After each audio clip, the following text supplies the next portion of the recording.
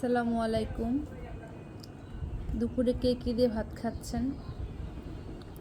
আমরা আজকে ভর্তা, ভাজি, মাছ ভাজি এগুলো দিয়ে খাচ্ছি রোদে বসে। কালকে এখানে অনেক বৃষ্টি হয়েছে, তাই আবহাওয়াটা একটু ঠান্ডা ঠান্ডা, তো ভাবলাম একটু ভর্তা ভাজি দিয়ে ভাত খাই রোদে বসে বসে। তো কী কী করা হয়েছে আপনাদেরকে দেখাচ্ছি।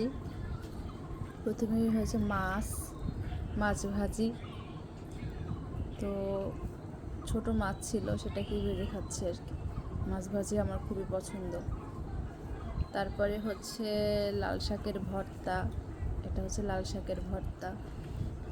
এটা বেগুন ভর্তা। এটা আলু ভর্তা।